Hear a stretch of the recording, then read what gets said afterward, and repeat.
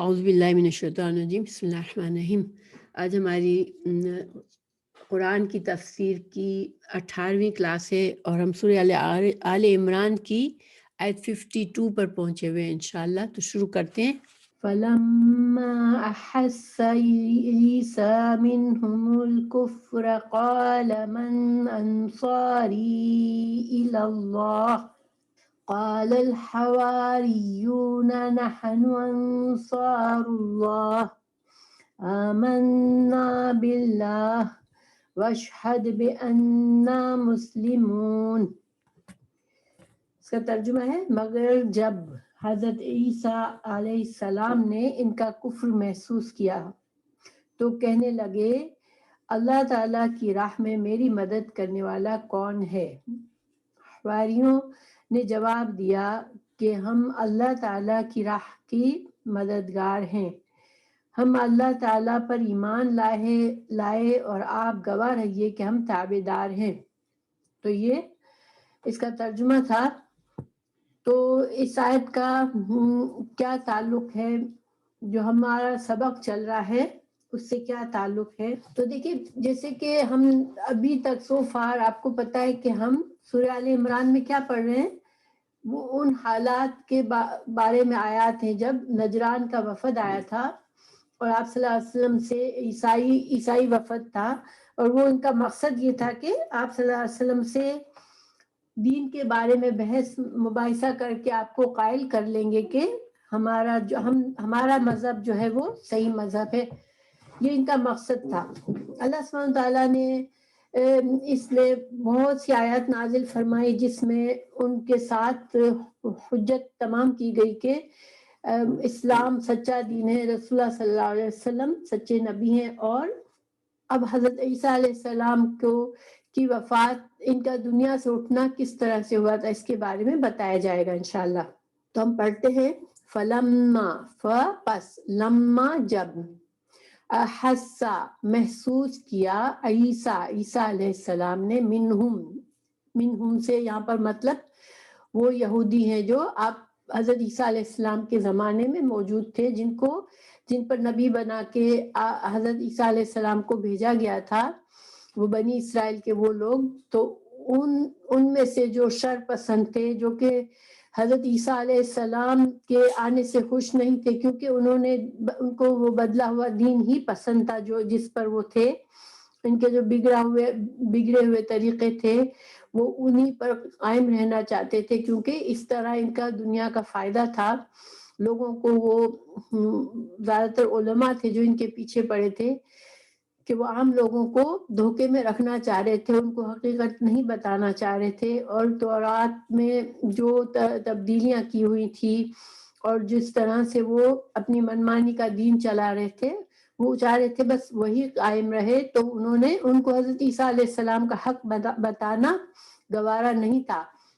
ظاہر ہے کہ دیکھیں، جب جو کرپٹڈ لوگ ہوتے ہیں، اگر کوئی آ کے اصلاح کرنا چاہے تو وہ ان کے لیے دشمن بن جاتے ہیں۔ تو یہی حال ہوا کہ وہ حضرت عیسیٰ علیہ السلام کے دشمن بن گئے اور انہوں نے چالیں چلنا شروع کر دی حضرت عیسیٰ علیہ السلام کو قتل کروانے کی۔ جب حضرت عیسیٰ علیہ السلام کو محسوس ہوا کہ یہ جو ہے ایمان لانے والے نہیں ہیں اور ان سے خطرہ ہے کہ یہ اس مشن کو ختم کر دینا چاہ رہے ہیں، تو انہوں نے ان لوگوں سے، اپنے ارد گرد جو مخلص لوگ تھے، جو کہ بڑے بڑے عہدوں پر نہیں تھے لیکن وہ حضرت عیسیٰ علیہ السلام پر ایمان لائے تھے، ان سے کہا، تو ان سے بات کی۔ فلما احس عیسیٰ، جب حضرت عیسیٰ علیہ السلام نے محسوس کیا، منہم ان بنی اسرائیل سے، ان یہودیوں سے، الکفر کفر، جو کہ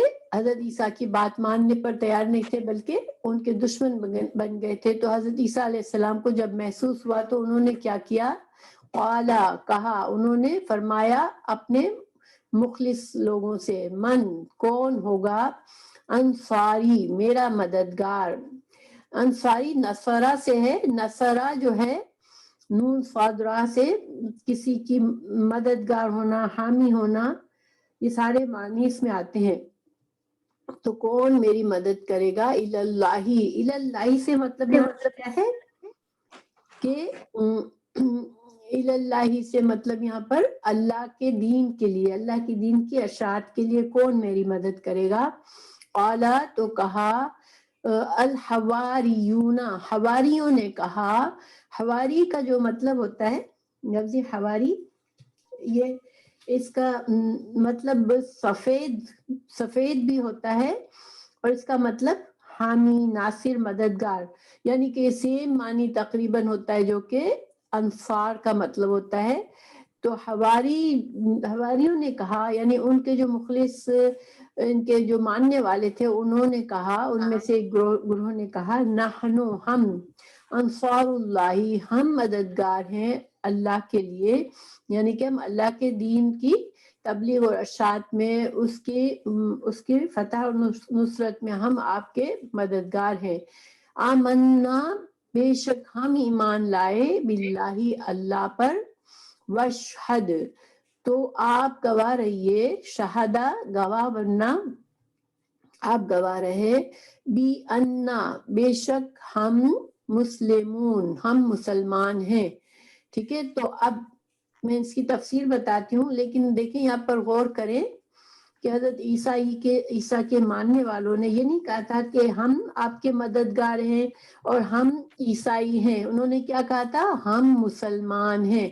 کیونکہ شروع سے حضرت ابراہیم علیہ السلام کے زمانے میں بھی اور ہمیشہ سے جو بھی اللہ کے انبیاء کی بات مانتا ہے، جو اللہ کا فرما بردار بنتا ہے، تو اس کو مسلمان کا مطلب ہی یہی ہوتا ہے، فرما بردار، اور جو اپنے آپ کو سپرد کر دے، اپنی خواہشات کو، اپنی مرضی کو اللہ کی مرضی کے آگے جو جھکا دے، تو اس کو مسلمان کہتے ہیں. تو انہوں نے کہا ہم مسلمان ہیں. اچھا، اب اس آیت کو تھوڑا سا ہم سمجھتے ہیں کہ دیکھیں، جیسے کہ میں نے بتایا کہ حضرت عیسیٰ علیہ السلام کے دشمن ہو گئے لوگ، کیونکہ حضرت عیسیٰ علیہ السلام جب آئے تو انہوں نے بتایا کہ میں اللہ کا نبی ہوں اور میں تورات کی تصدیق کرنے والا ہوں، اور تمہارے لیے ان احکامات کو درست کرنے کے لیے آیا ہوں جن کو تورات میں بدل دیا گیا ہے. گویا کہ یہ انکشاف کیا انہوں نے کہ تورات جو ہمارے پاس ہے ابھی، اس کے احکامات بدلے ہوئے ہیں. وہ اس میں ہر چیز ایسی کہ ویسے نہیں، جیسے اللہ سبحانہ تعالیٰ نے فرمائی تھی تمہیں تورات میں جو کچھ بدل گیا ہے، میں تمہیں اس کو صحیح کرنے کے لیے آیا ہوں، اس کے صحیح احکامات بتانے آیا ہوں. اس کے علاوہ دیکھیں، ہمیں قرآن سے ہی پتہ چلتا ہے کہ اللہ سبحانہ تعالیٰ نے یہود پر غضب کے طور پر ان کی کھلی نافرمانیوں کی وجہ سے ان پر کچھ بہت سختیاں کی تھی. ان کی شریعت بہت سخت ہے، ہمارے مقابلے میں یہودیوں کی شریعت بہت زیادہ سخت ہے. مثال کے طور پر دیکھیں، ہمیں جو ہے، جب ہم کو دیکھیں، ہمیں حلال ذبیحہ کھانا ہوتا ہے، ٹھیک ہے، ہمیں جانور پر اللہ کا نام لے کے اس کو ذبح کرنا ہوتا ہے، گردن سے چھری پھیرنا ہوتا ہے، اور پھر وہ جانور ہمارے لیے حلال ہوتا ہے، پورا کا پورا جانور ہمارے لیے حلال ہوتا ہے. ان کے لیے حلال جانور کو بھی اللہ تعالیٰ نے ان کے اوپر سزا کے طور پر اس کی چربی ان پر حرام کر دی تھی. تو ان کو جانور کو حلال کر کے اس کی چربی کو الگ کرنا ہوتا تھا، اور پھر وہ چربی کے بعد کا جو بچا ہوا گوشت ہوتا تھا وہ کھا سکتے تھے. ان کے اور بھی بہت سی ان کے مذہب میں، ان کی شریعت میں بہت سی سختیاں اللہ کی طرف سے آئیں، اور کچھ سختیاں اللہ کی طرف سے نہیں تھی، مگر انہوں نے جو تبدیلیاں ہوئی تھی کتاب میں، اس کی وجہ سے انہوں نے اپنی خود ساختہ سختیاں تھی جو کہ اللہ نے ان پر نہیں نازل فرمائی تھی، لیکن انہوں نے اپنے دین کا حصہ بنا لیا تھا. مثال کے طور پر قرآن ہی سے ہمیں پتہ چلتا ہے کہ حضرت یعقوب علیہ السلام تورات نازل ہونے سے پہلے تھے نا، بنی اسرائیل ان کا لقب تھا، حضرت ابراہیم علیہ السلام کے پوتے تھے. تو وہ حضرت موسیٰ سے بہت پہلے تھے، لیکن ان کا گوشت وہ نہیں کھاتے تھے، اونٹ کا دودھ نہیں پیتے تھے. انہوں نے کسی وجہ سے، اپنی کسی صحت کی وجہ سے، کوئی اپنی ذاتی وجہ سے وہ نہیں کرتے تھے. لیکن انہوں نے بعد کے لوگوں نے اس کو حرام کر لیا اپنے اوپر کہ یہ چیز تو حرام ہے ہمارے اوپر، حالانکہ وہ حرام نہیں تھی. اسی طرح انہوں نے کچھ پابندیاں اپنے اوپر ڈالی تھی. تو بہرحال علماء جو تھے وہ انہی چیزوں سے خوش تھے، کیونکہ وہ حلال اور حرام کے فتوے دیتے تھے اپنی مرضی کے مطابق لوگوں کو، اور اس سے ان کا ایک طرح سے کاروبار چلتا تھا. لوگوں سے وہ پیسے بٹورتے تھے، اور جہاں جو حکم بتانا میں فائدہ ہوتا ہے وہ اس طرح سے وہ حکم بتاتے تھے. حضرت عیسیٰ علیہ السلام نے ان سے کہا کہ میں جو ہوں وہ تم پر جو تورات تم پر جو سختیاں کی گئی تھی، اللہ کی طرف سے کچھ سختیاں ہوئی تھی تمہارے اوپر تمہاری شریعت میں، جو کہ تمہارے باپ دادا کے جرائم کی وجہ سے ہوئی تھی، اور کچھ سختیاں تمہارے اوپر خود ساختہ سختیاں آ گئی ہیں. میں ان سب کو ہلکا کرنے آیا ہوں، تمہارے لیے آسانی کرنے کے لیے آیا ہوں. تو بنی اسرائیل کے سردار جو تھے وہ حضرت عیسیٰ کے بارے میں انہوں نے ضد اور ہٹ درمی اور کفر سے کام لیا. جس طرح آپ کو پتہ ہے کہ رسول اللہ صلی اللہ علیہ وسلم جب مدینہ گئے تو وہاں کے یہود نے بھی سیم کام کیا، کہ وہ جانتے تھے کہ اللہ کے نبی ہیں، لیکن انہوں نے ضد اور ہٹ درمی اور تکبر کی وجہ سے رسول اللہ صلی اللہ علیہ وسلم کو نبی نہیں مانا اور آپ کی مخالفت کی. تو اسی طرح سے حضرت عیسیٰ علیہ السلام کے زمانے میں بھی انہوں نے ان کی مخالفت کی. پھر کیا ہوا کہ وہ ان کے دشمن بن گئے اور ان کی جان کے پیچھے پڑ گئے. تو حضرت عیسیٰ علیہ السلام نے ان لوگوں کو جو بہت امیر نہیں تھے مگر مخلص لوگ تھے، وہ حضرت عیسیٰ علیہ السلام کے دین کو قبول کر رہے تھے، ان کو اپنی دعوت پیش کی کہ تم میں سے کون میری مدد کرے گا. تو دیکھیں اب یہاں پر ایک سمجھنے کی بات ہے، اللہ سبحانہ تعالیٰ نے ہر نبی کے کچھ صحابہ بنائے ہیں، ٹھیک ہے، جو ان کے مشن میں ان کا کام دیتے ہیں. آپ صلی اللہ علیہ وسلم کے بھی صحابہ کرام جو تھے وہ خاص لوگ تھے جن کو اللہ سبحانہ تعالیٰ نے آپ صلی اللہ علیہ وسلم کے لیے جانیں تک قربان کرنے کی اور آپ کے مدد کی دین میں. آپ میں سارے لوگوں پر غلبہ دے دے، لیکن اللہ کا یہ طریقہ ہے کہ وہ انبیاء کرام کے گرد ایسی جماعت پیدا کرتا ہے جو کہ اس نبی کی مدد کرتے ہیں، جنگیں لڑتے ہیں، دشمنوں کے ساتھ مقابلہ کرتے ہیں، اور آخر کار اللہ کے دین کو قائم کرتے ہیں. تو ایسا کیوں ہے؟ کیوں اللہ تعالیٰ بندوں سے یہ کام لیتا ہے؟ تو دیکھیں اللہ سبحانہ تعالیٰ کی حکمت ہوتی ہے ہر کام میں. اللہ تعالیٰ ان بندوں کو اس طرح تیار کرتا ہے کہ نبی کے بعد وہ پھر نبی کا مشن جو ہوتا ہے وہ اس کو آگے لے کر چلتے ہیں. آپ کو پتہ ہے کہ صحابہ کرام نے پھر آپ صلی اللہ علیہ وسلم کے بعد دین کی اتنی خدمت کی اور اسلام کو ساری دنیا میں پھیلایا. تو یہی مقصد ہوتا ہے ان کا. تو بہرحال حضرت عیسیٰ علیہ السلام کے یہ حواری ان کی مدد کے لیے تیار ہوئے. حواری کا جسے آپ کو معنی بتا دیا کہ خیر خواہ، حامی، ناصر، مددگار، ٹھیک ہے. تو ان کو اس وقت حواری کہا گیا. صلی اللہ علیہ وسلم نے فرمایا ہر نبی کے حواری ہوتے ہیں اور میرا حواری زبیر ہے. حضرت زبیر کا یہ لقب پڑ گیا کہ ان کو حواری کہا، اللہ کے نبی کا حواری کہا گیا، ٹھیک ہے.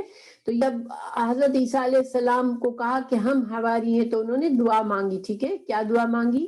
ربنا، اے ہمارے رب، آمنا، ہم ایمان لائے، بما، ساتھ اس کے، جو انزلتا، جو آپ نے نازل کیا، واتبعنا، اور پیروی کی ہم نے، الرسول، رسول کی، فاکتبنا، پس ہم کو تو لکھ لے، معاش، ساتھ، شاہدین، گواہوں کے ساتھ لکھ دے.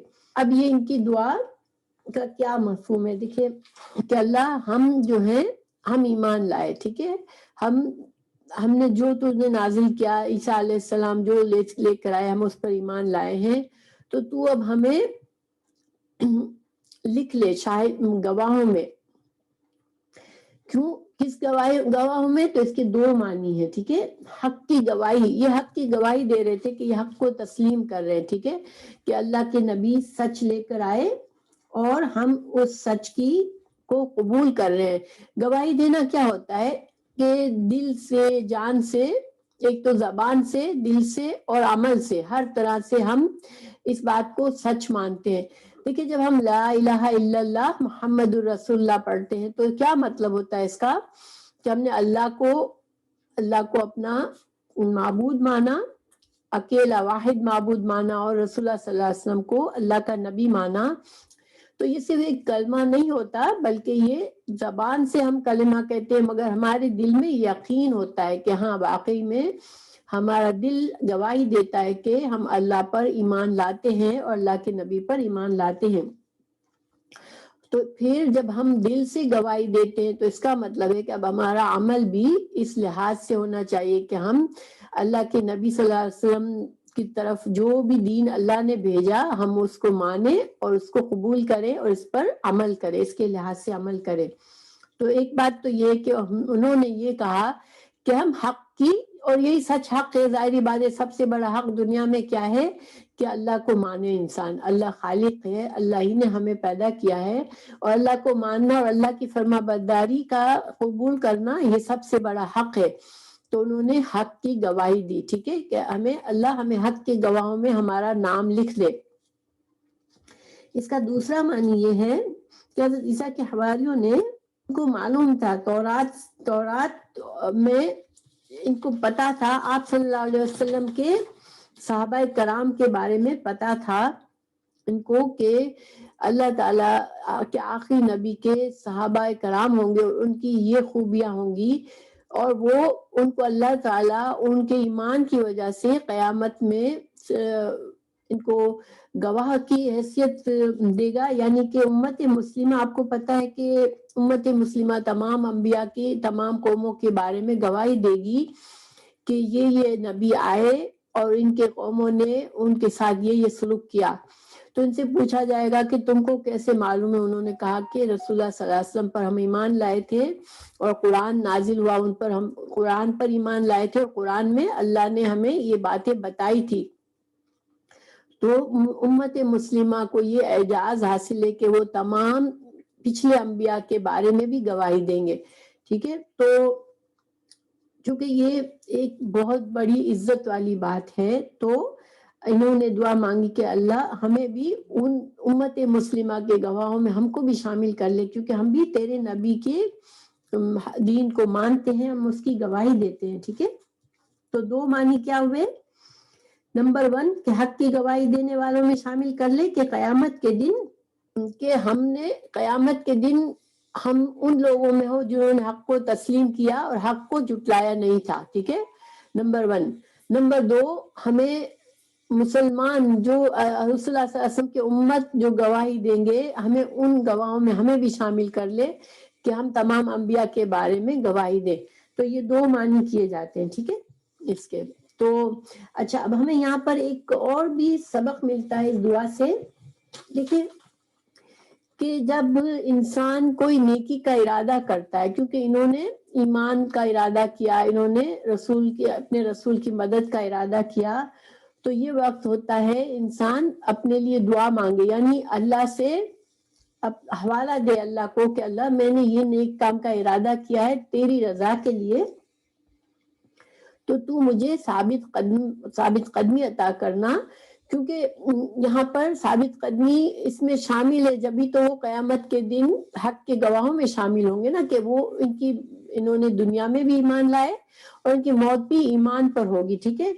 تو گویا یہ ایک غور و فکر کی بات ہے یہ کہ ہم بھی جب کوئی بڑا نیکی کا کام ارادہ کرے اللہ کی رضا کے لیے تو ہم اللہ سے بات کریں کہ اللہ میں تیری رضا کے لیے اس کام کا ارادہ کرتی ہوں، تو مجھے اس کام میں ثابت قدمی عطا کرنا کہ مجھے آخرت کا بھی فائدہ ہو اس سے، ٹھیک ہے.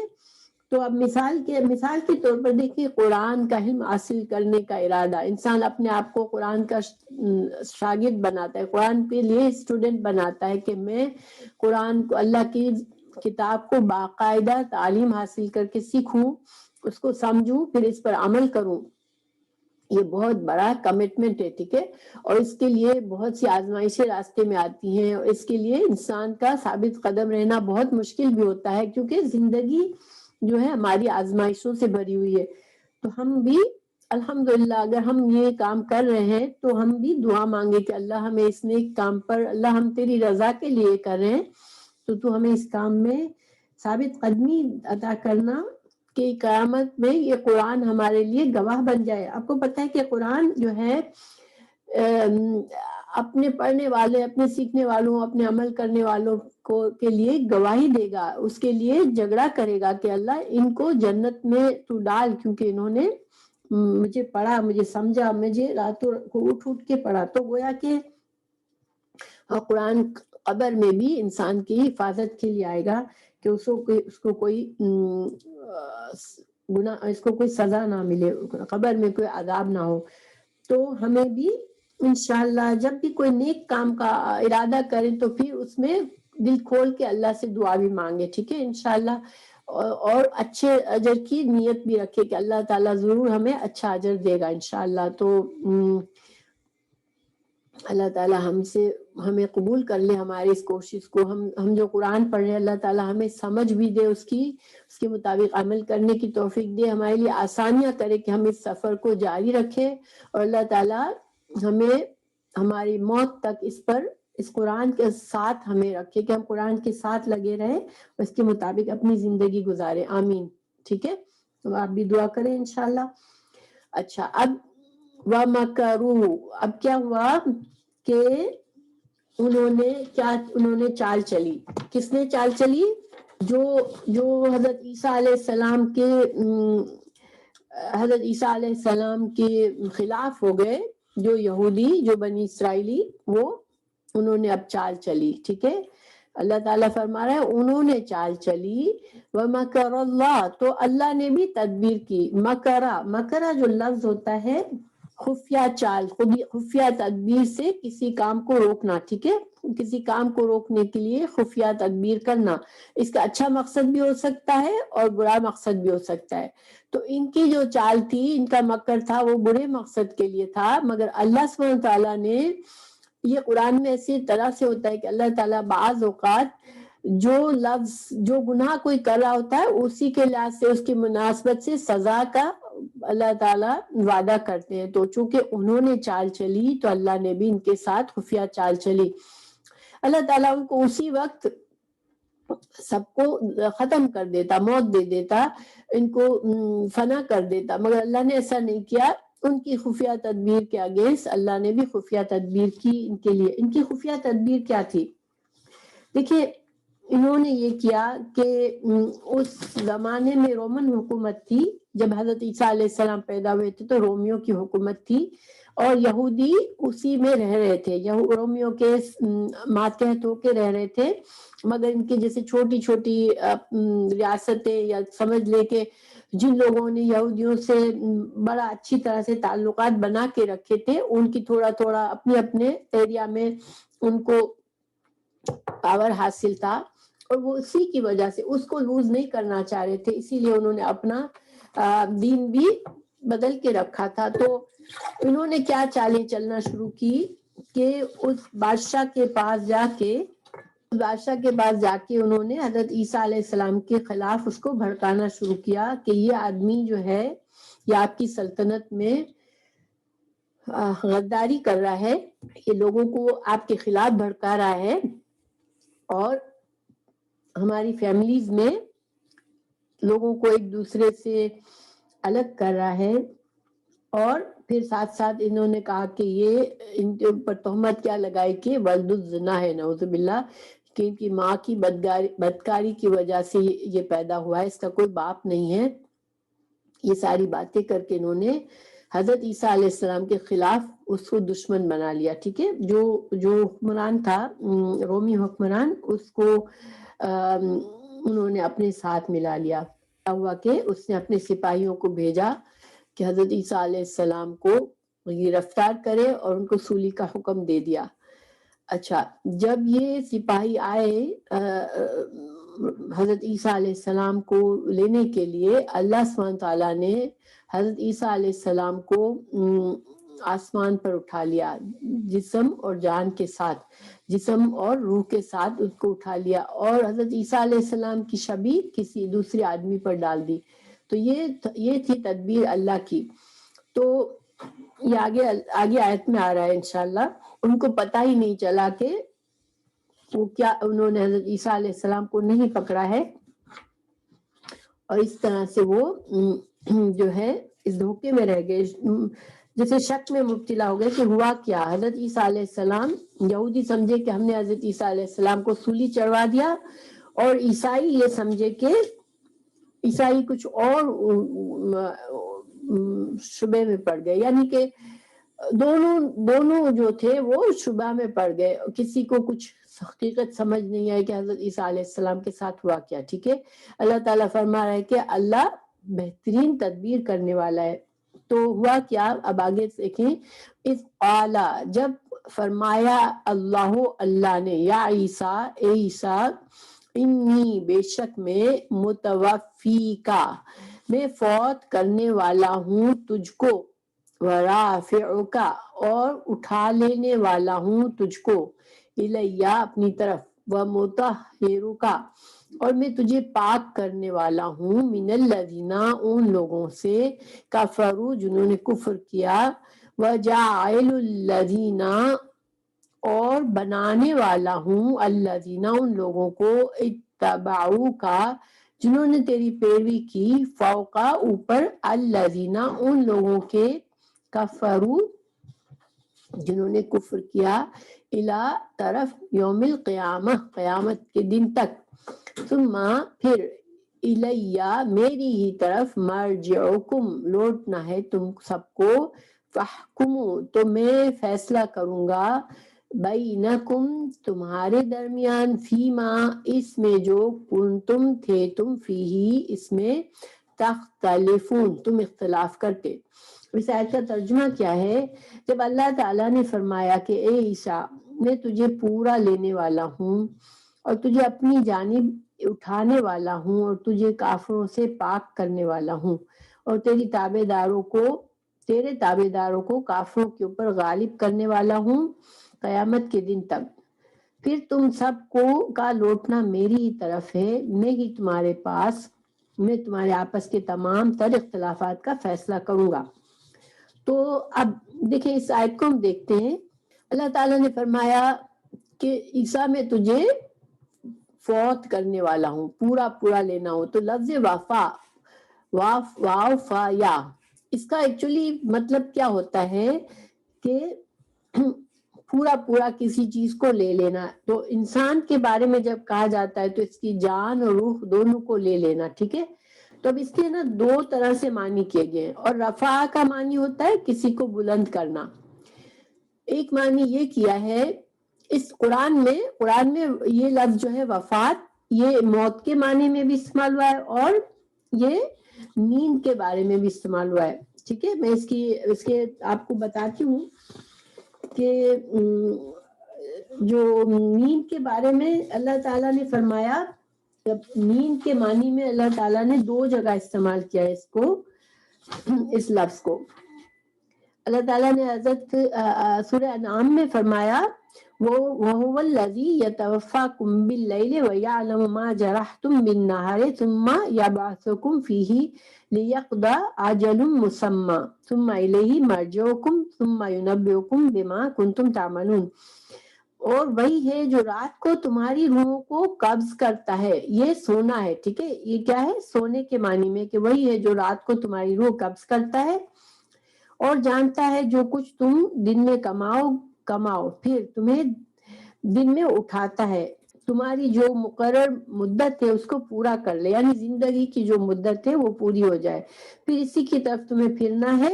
پھر وہ بتائے گا کہ تم کیا کر کے آئے ہو. اسی طرح سورہ زمر میں بھی نیند کو موت کہا گیا ہے. میں اس کا ترجمہ نہیں کرتی ہوں. اللہ جانوں کو وفات کر لیتا ہے ان کی موت کے وقت. رات کو جب بندہ سوتا ہے تو اللہ اس کی روح کو اپنے پاس لے لیتا ہے. پھر جس کی موت کا وقت ہو گیا اس روح کو اللہ اپنے پاس روک لیتا ہے، اور جس کی موت کا وقت ابھی نہیں آیا اس کو کچھ وقت کے لیے واپس بھیج دیا جاتا ہے. تو کچھ علماء نے کیا کہا کہ چونکہ یہ لفظ دونوں میں استعمال ہوتا ہے، موت اور نیند، تو یہ جو لفظ یہاں پر استعمال ہوا ہے یہ نیند کے معنی میں ہے. اور کہ اللہ سبحانہ تعالیٰ نے فرمایا کہ عیسیٰ میں تجھے غنودگی طاری کروں گا، تجھ پر نیند طاری کروں گا، اور پھر تجھے جسم اور روح کے ساتھ اوپر اٹھا لوں گا آسمان پر. ٹھیک ہے، تو ایک معنی یہ کیا گیا. دوسرا معنی یہ کیا گیا کہ دیکھیے جب واو سے اور کا معنی ہوتا ہے نا تو اس میں یہ نہیں پتا ہوتا کہ یہ کام پہلے ہوا یا یہ ہوا. دو کاموں کے درمیان واو استعمال ہوتا ہے. جیسے ہم کہتے ہیں زید آیا اور عامر آیا. اب جب ہم یہ کہتے ہیں عربی میں جاء زید و عامر تو سننے والے کو یہ نہیں پتا چلتا کہ پہلے کون آیا کیونکہ واو سے میں ترتیب نہیں ہوتی. بس یہ پتا چلتا ہے کہ دونوں آئے ہیں. تو اس قاعدے کو لے کر دوسرے علماء نے یہ کہا کہ پہلے اللہ نے ان کو بلند کیا آسمانوں پر اور جب ان کی دنیا میں دوبارہ آئیں گے تو ان کو اللہ تعالیٰ موت دے گا. ٹھیک ہے. بہرحال اس کی تفصیل دوسری جگہ پہ قرآن میں واضح پتہ چلتی ہے کہ اللہ سبحانہ تعالیٰ نے آسمان پر اٹھا لیا تھا ان کو اور وہ قیامت کے وقت آئیں گے. حدیثوں سے اور قرآن کی آیتوں سے ہمیں پتہ چلتا ہے کہ حضرت عیسیٰ علیہ السلام دوبارہ آئیں گے کیونکہ اللہ تعالیٰ نے فرمایا کہ ان کے یہ ہے سورہ نساء کی آیت نمبر 157-158. ترجمہ پڑھتی ہوں کہ ان کے کہنے یعنی کہ یہود نے کہا کہ ہم نے مسیح عیسیٰ ابن مریم کو شہید کیا ہے. ٹھیک ہے. یہ قرآن میں اللہ تعالیٰ نے ان کے دعوے کو ذکر کیا کہ یہود دعویٰ کرتے ہیں کہ انہوں نے مسیح کو قتل کر دیا یعنی کہ صلیب پہ چڑھوا دیا. تو اللہ تعالیٰ فرما رہا ہے کہ انہوں نے نہ اسے قتل کیا نہ اسے سولی دی بلکہ ان کے لیے مشتبہ بنا دیا گیا معاملہ. یعنی اللہ تعالیٰ یہاں پر ڈینائی کر رہے ہیں کہ نہیں حضرت عیسیٰ کو یہ مار نہیں سکے تھے اور نہ سولی چڑھا سکے تھے. حضرت عیسیٰ علیہ السلام کو اللہ نے اس معاملے کو مشتبہ بنا دیا ان کے لیے. تو اب اللہ تعالیٰ نے آگے فرمایا اور جو اس کے بارے میں اختلاف کر رہے ہیں یعنی کہ یہود اور عیسائی دونوں حضرت عیسیٰ علیہ السلام کے بارے میں اختلاف کرتے ہیں. ایک کا کہنا ہے کہ حضرت عیسیٰ علیہ السلام کو موت آ گئی, دوسرے نے کہا کہ نہیں موت آئی. تو اللہ سبحانہ وتعالیٰ فرما رہے ہیں کہ ان کے آخرت میں اللہ تعالیٰ ان کے بارے میں فیصلہ کرے گا, لیکن اللہ یہ پکی بات ہے کہ انہوں نے جو ہے قتل نہیں کیا. یہ اللہ سبحانہ تعالیٰ نے خود ہی ہمیں بتایا ہے. تو بہرحال اس آیت میں اس کے دو مطلب کیے گئے, دو طرح سے مطلب کیا گیا. اب دیکھیں قرآن میں بعض آیات میں ترجمہ ایسے ہوتا ہے کہ انسان تھوڑا کنفیوز ہوتا ہے, لیکن یہ کیوں, یہ اللہ کی حکمت ہے کیونکہ ایسی آیتوں سے جو لوگ متشابہات کو فالو کرتے ہیں وہ غلط چلے جاتے ہیں کیونکہ اللہ تعالیٰ نیتوں کے لحاظ سے معاملہ کرتے ہیں. کسی کی نیت ہدایت چاہنے کی ہوتی ہے اللہ تعالیٰ اسے ہدایت دیتے ہیں. قرآن ہی سے اللہ تعالیٰ نے فرمایا کہ کچھ لوگوں کو ہدایت ملتی ہے اور کچھ گمراہ ہوتے ہیں. تو دیکھیں جب یہ اللہ تعالیٰ نے اس طرح کہا تو جو لوگ یہ یہودی لوگوں نے یہ کہا کہ ہاں حضرت عیسیٰ علیہ السلام کو تو دیکھو ہم نے صلیب پہ چڑھایا تھا, یہی تو قرآن بھی کہتا ہے. ٹھیک ہے. تو چونکہ جس کو غلط معنی نکالنا ہوتا ہے وہ قرآن کی آیتوں سے غلط معنی نکالتا ہے, لیکن قرآن کی آیت کا قاعدہ یہ کہ ہم کسی ایک آیت سے اس کی تفسیر نہیں کر سکتے. قرآن میں دوسری جگہوں پر دیکھ کر پھر اس معاملے میں جتنی آیات ہوتی ہیں ان کو دیکھ کر پھر فیصلہ کیا جاتا ہے. تو بہرحال اللہ تعالیٰ نے یہاں فرما دیا کہ حضرت عیسیٰ علیہ السلام کو اللہ نے بلند کر لیا تھا آسمانوں پر, اور جب آخر دنیا میں آئیں گے دوبارہ تو اس وقت ان کی طبعی موت آئے گی. پھر اللہ تعالیٰ نے یہ فرمایا کہ میں تجھے پاک کروں گا. تو چونکہ دیکھیں حضرت عیسیٰ علیہ السلام اور حضرت مریم علیہ السلام پر انہوں نے بڑے الزامات لگائے تھے. حضرت مریم علیہ السلام کو بدکار کہا اور حضرت عیسیٰ علیہ السلام کو ولد الزنا کہا. تو اللہ تعالیٰ نے فرمایا کہ میں ان گندے الزامات سے تو حضرت عیسیٰ علیہ السلام کو میں پاک کروں گا. تو قرآن میں اللہ تعالیٰ نے ان کی پاکی بیان کر دی کہ وہ وجی تھے, وہ اللہ کے نبی تھے, وہ پاک تھے. ٹھیک ہے. اور وہ ولد الزنا نہیں تھے نعوذ باللہ, وہ اللہ کے کلمہ کن سے پیدا ہوئے تھے.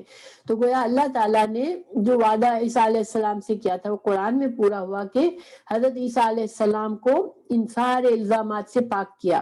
اب اللہ تعالیٰ نے یہ ایک وعید بتائی, ایک دھمکی دی کن لوگوں کو, وَمِنَ الَّذِينَ كَفَرُوا.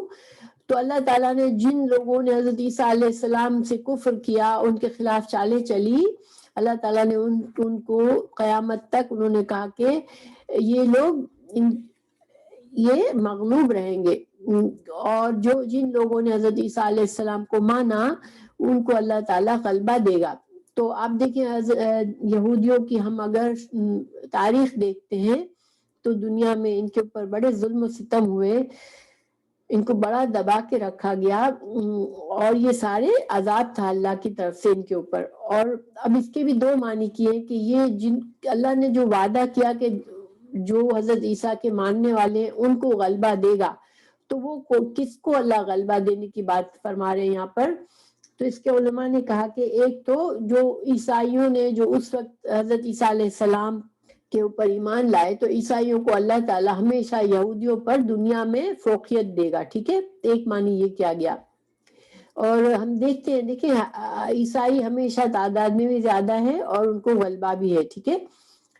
اور ایک معنی یہ کیا گیا کہ جن لوگوں کو اللہ نے غلبہ دینے کا وعدہ کیا ہے وہ کون ہے؟ وہ امت مسلمہ ہے، کیونکہ امت مسلمہ یہ گواہی دیتی ہے کہ تمام انبیاء اللہ کی طرف سے جو پیغام لائے وہ سچ لے کر آئے۔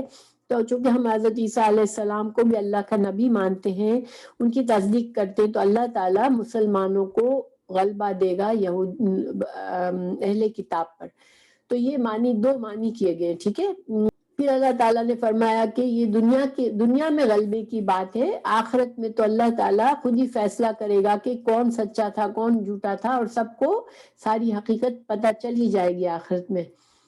تو پھر اللہ تعالیٰ آگے فرما رہے فَأَمَّا الَّذِينَ كَفَرُوا، تو جن لوگوں نے کفر کیا، فَأُعَذِّبُهُمْ، تو میں عذاب دوں گا ان کو، عذاب شدیداً سخت، فی دنیا میں اور آخرت میں۔ تو یہ اللہ کا قانون ہے کہ جو انبیاء آتے ہیں اور انبیاء کے ساتھ جو مخالفت کرتے ہیں، جو لوگ کفر کرتے ہیں، اللہ تعالیٰ ان کو دنیا اور آخرت میں ان سے ناراض ہوتا ہے، ان کو عذاب دیتا ہے۔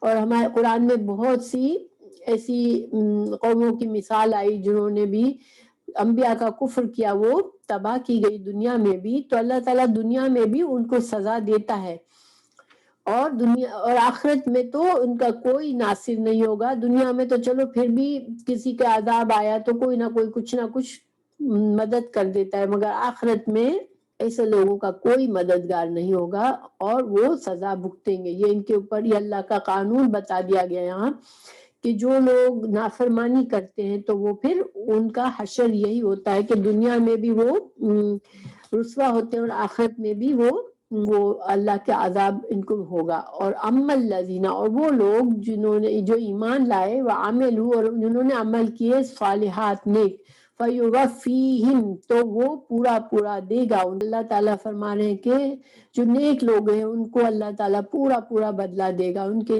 اجورہم، ان کا اجر، واللہ، اور اللہ تعالیٰ لا یحب، نہیں محبت رکھتا، الظالمین، ظالموں سے محبت نہیں رکھتا، جو کہ انبیاء کی مخالفت کرتے ہیں اور اللہ کی نافرمانی میں زندگی گزارتے ہیں، اپنے اوپر ظلم کرتے ہیں۔ یہ ظالم یہاں پر خود انسان کے اپنے اوپر ظلم کے لیے آیا ہے، کیونکہ اللہ تعالیٰ کو تو کوئی کچھ نہیں نقصان دے سکتا۔ جو انسان اللہ کی نافرمانی کرتا ہے وہ اصل میں اپنے نفس پر ظلم کر رہا ہوتا ہے۔ تو یہ اللہ کا قانون بتا دیا گیا کہ دنیا اور آخرت کی بھلائی اور کامیابی جو ہے انسان کی کس میں ہے کہ وہ انبیاء پر ایمان لائے اور ان کے لائے ہوئے پیغام کی گواہی خود بھی دے، دل سے، زبان سے اور عمل سے، اور اس کو آگے دوسروں تک بھی پہنچائے۔ یہ جو لوگ اس پر کام کریں گے، اس پر عمل کریں گے، پھر وہ ان سے اللہ محبت کرتا ہے، ان کو اللہ سبحانہ تعالیٰ آخرت میں بھی اچھا اجر دے گا۔ ذالک، یہ خبریں یعنی یہ سارے واقعات اللہ تعالیٰ رسول اللہ صلی اللہ علیہ وسلم کو فرما رہے ہیں کہ یہ ساری باتیں نتلوہ، ہم پڑھتے ہیں، علیکا، آپ پر، من الآیاتی، یہ ساری آیات، والذکری، اور نصیحت، الحکیم، حکمت والی۔ اللہ تعالیٰ نے یہاں رسول اللہ صلی اللہ علیہ وسلم کو تسلی بھی دی اور آپ صلی اللہ علیہ وسلم کی نبوت کا بھی ثبوت دیا کہ اللہ سبحانہ تعالیٰ یہ ساری جو باتیں ہیں، پاس کے قصے ہیں، اور جس میں نصیحت ہے، جو حکمت ہے، یہ اللہ سبحانہ تعالیٰ کی طرف سے ہے۔ اور آگے اللہ تعالیٰ بتا رہے ہیں اِنَّا، بے شک، مثال عیسیٰ علیہ السلام کی، عند اللہ، اللہ کے نزدیک، کا مثلی، مانند مثال، آدم کے ہے، یعنی جس طرح آدم علیہ السلام کو اللہ نے کیسے بنایا تھا، خلقہ پیدا کیا ان کو، من تراب مٹی سے، ثم پھر قال فرمایا لہو اس سے، کن ہو جا، فیکون تو وہ ہو گیا. یعنی نہ آدم علیہ السلام کا باپ تھا نہ ان کی ماں تھی، اللہ کے کلمہ کن سے وہ پیدا ہوئے تھے. اسی طرح حضرت عیسیٰ علیہ السلام بھی اللہ کے کلمہ کن سے بغیر باپ کے پیدا ہوئے ہیں. ان کو اللہ ماننے کی تمہارے پاس کوئی ضرورت نہیں ہے، کوئی دلیل نہیں ہے. اور یہ آدم علیہ السلام کا تو ان کو بھی پتا ہے، عیسائیوں کو بھی پتا ہے، وہ جانتے کہ حضرت آدم علیہ السلام کا نہ باپ تھا نہ ماں تھا، تو ان کو تو الہ نہیں کہا، تو پھر حضرت عیسیٰ علیہ السلام کو وہ الہ کیسے بنا لیا انہوں نے. الحق حق من ربک تیرے رب کی طرف سے، فلا تو نہ، تکون نہ تو ہو، من الممترین تم شک کرنے والوں میں سے نہ بنو. یہاں پر اب مسلمانوں سے کہہ دیا گیا کہ دیکھو یہ حق باتیں ہیں، اللہ نے تمہیں بھیجے، ساری باتیں حق سے بتا دی کہ کیا سچ حقیقت ہے.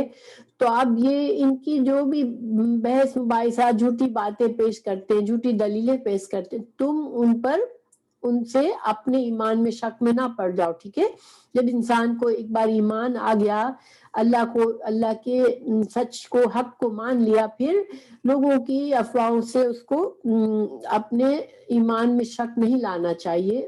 من تو جو حاج کا، جو آپ سے جھگڑا کرے، فیہی اس میں، من بعد ما اس کے بعد کہ جو جا کا آ گیا تیرے پاس، من العلم علم میں سے، فقل تو کہہ دیجئے، تعالو آؤ، ندعو ہم بلاتے ہیں، ابناءنا اپنے بیٹوں کو، و ابناکم اپنے اور تمہارے بیٹوں کو، ونساءنا اور اپنی عورتوں کو، ونساءکم اور تمہاری عورتوں کو، وانفسنا اور ہمارے نفسوں کو، وانفسکم اور تمہارے نفسوں کو، ثم پھر نبتہل پھر ہم بددعا کریں، فنجعل پھر ہم ڈالیں، لعنت اللہ کی، علی الکاذبین جھوٹوں پر. یہ آیت ہے، اس کو کہتے ہیں آیت مباحلہ. مباحلہ کیا ہوتا ہے؟ یہ ایک اسلامی طریقہ ہے کہ جب کوئی دین کے بارے میں آپ سے جھگڑا کرتا ہے اور جھوٹ پر اڑا ہوا ہے، آپ کی کوئی بات نہیں مان رہا، تو پھر آپ اس کو مباحلہ کریں، اس سے کہیں کہ آؤ، تم بھی آؤ، ہم بھی آئیں، ہم میں سے جو جھوٹا ہے تو ہم دعا کریں اللہ سے کہ اللہ تعالیٰ جھوٹے پر اپنی لعنت ڈالے، اپنی رحمت سے اس کو دور کر دے. تو چونکہ رسول اللہ صلی اللہ علیہ وسلم سے جھگڑنے کے لیے آئے تھے عیسائی وفد جو تھا وہ، تو آپ صلی اللہ علیہ وسلم کو پہلے سارے دلائل دے دیے گئے، پھر بھی اگر اللہ تعالیٰ اگر وہ نہیں مانتے، ایمان نہیں لاتے، تو رسول اللہ صلی اللہ علیہ وسلم کو کیا طریقہ بتایا گیا کہ اب جو ہے مزید دلائل کی ضرورت نہیں ہے، اب ان کے پاس سارے حق آ گئے، اب تم ان سے کہو ٹھیک ہے اگر تم نہیں مانتے ہو تو آؤ، تم بھی اپنے گھر والوں کو لے کر آؤ، اپنے بچوں کو، اپنے اولاد کو، اپنے گھر والوں کو لے کر آؤ، اور میں بھی لے کر آتا ہوں، اور ہم دونوں دعا کرتے ہیں کہ ہم میں سے جو بھی جھوٹا ہے اللہ اس کو اپنی رحمت سے دور کر دے. تو پھر کیا ہوا تھا کہ عیسائی جو تھے وہ ڈر گئے تھے. جب آپ صلی اللہ علیہ وسلم، حدیث ہے کہ اس آیت کے بعد آپ صلی اللہ علیہ وسلم حضرت علی، حضرت فاطمہ، امام حسن حسین کو لے کر آئے اور ان سے کہا تم بھی اپنے گھر والوں کو لے کر آؤ اور ہم مباحلہ کرتے ہیں. تو یہ ڈر گئے اور انہوں نے کہا ٹھیک ہے ہم مباحلہ نہیں کرتے مگر ہم اسلام بھی نہیں لاتے، ہم آپ کو جزیہ دے کر رہیں گے. اور جزیہ کیا ہوتا ہے کہ مسلمانوں کی حکومت کو تسلیم کرنا کہ ہاں ہم مسلمانوں سے امن چاہتے ہیں، ہم ان کے انڈر میں رہیں گے، اور ہم اس کا ایک ٹیکس ہوتا ہے خاص جو کہ مسلمان حکومت میں رہنے والے نون مسلم کو دینا پڑتا ہے تاکہ وہ اپنے مذہب پر رہیں مگر وہ خاص ٹیکس دے، تو اس کو جزیہ کہتے ہیں. تو پھر عیسائیوں نے رسول اللہ صلی اللہ علیہ وسلم سے جزیہ دینے پر تیار ہوئے اور وہ چلے گئے تھے بغیر مسلمان ہوئے. تو یہ ان کی قسمت تھی کہ اتنا کچھ سننے کے بعد بھی وہ سب، ان کو ظاہر ہے اگر ان کو یقین ہوتا اپنی بات پر تو وہ مباحلہ پہ تیار ہو جاتے، کیونکہ وہ بھی تو اللہ پر تو ایمان رکھتے ہیں، مگر ان کو پتا تھا کہ یہ جھوٹے ہیں، اس لیے انہوں نے مباحلہ کو قبول نہیں کیا اور انہوں نے جزیہ دینے پر راضی ہو گئے. پھر اللہ تعالیٰ فرما رہے ہیں اِنَّا بے شک ہذا یہ لَهُوَ الْقَصَص یہ قصے الحق سچے ہیں وَمَا مِنْ إِلَٰهٍ نہیں ہے کوئی الہ الا اللہ مگر اللہ وَإِنَّا اور بے شک اللہ لَهُوَ البتہ وہ العزیز زبردست ہے اور حکیم حکمت والا ہے۔ آیت میں تسلی دے دی رسول اللہ صلی اللہ علیہ وسلم کو کہ جو بھی قصے آپ کو بیان کیے جا رہے ہیں یہ سب حق ہے۔ حضرت عیسیٰ علیہ السلام اللہ کے بندے اور نبی تھے جو کہ اور جن کو اللہ نے اپنے کلمہ کن سے پیدا کیا تھا۔ تو اب عیسائی جو ہے وہ گھڑی ہوئی کہانیوں کو سن کر کسی شک میں نہ پڑے، یعنی کہ عیسائیوں نے جو گھڑی ہوئی ہے اپنی داستانیں حضرت عیسیٰ کے بارے میں، تم اب ان کو لے کے شک میں نہیں پڑنا، کیونکہ یہ قصے اللہ کی طرف سے اور یہ اللہ زبردست ہے اور اللہ حکمت والا ہے۔ فَإِن تَوَلَّوْا پھر اگر وہ منہ موڑ جاتے ہیں فَإِنَّ اللَّهَ تو بے شک اللہ تعالیٰ علیم علم والا ہے اور بالمفسدین ان کے فساد سے اللہ جانتا ہے، اور اس کی ایک طرح سے دھمکی ہے کہ ان کو ان کے فساد کا بدلہ ملے گا۔ ایک طرح سے اللہ سبحانہ تعالیٰ نے اپنے رسول اللہ صلی اللہ علیہ وسلم کو اور مسلمانوں کو مزید تسلی دی کہ ان کا اگر یہ آج مفسد بن رہے ہیں، آج فساد کر رہے ہیں، آج گناہ کر رہے ہیں، آج قبول نہیں کرے ایمان کو، تو تم ان کی فکر نہیں کرو۔ اللہ تعالیٰ عزیز اور حکیم ہے، یعنی کہ اللہ کی مہلت جب ختم ہو جائے گی، اللہ تعالیٰ کے ہر کام میں حکمت ہوتی ہے، جو اللہ نے ان کو مہلت دی ہے وہ ختم ہوگی تو پھر وہ اپنے فساد کا ان کو مقابلہ کا سزا ملے گی، ان کو عذاب ملے گا ان کا۔ سورہ آل عمران آیت نمبر 64۔ قُلْ يَا أَهْلَ الْكِتَابِ تَعَالَوْا إِلَىٰ كَلِمَةٍ سَوَاءٍ بَيْنَنَا وَبَيْنَكُمْ أَلَّا نَعْبُدَ إِلَّا اللَّهَ وَلَا نُشْرِكَ بِهِ شَيْئًا وَلَا يَتَّخِذَ بَعْضُنَا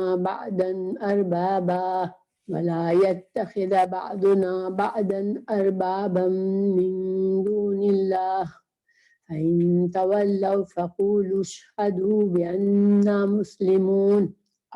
یا رسول اللہ صلی اللہ علیہ وسلم آپ کہہ دیجئے کہ اے اہل کتاب ایسی انصاف والی بات کی طرف آؤ جو ہم میں اور تم میں برابر ہے کہ ہم اللہ تعالیٰ کے سوا کسی کی عبادت نہ کریں، نہ اس کے ساتھ کسی کو شریک بنائیں، نہ اللہ تعالیٰ کو چھوڑ کر آپس میں ایک دوسرے کو ہی رب بنائیں۔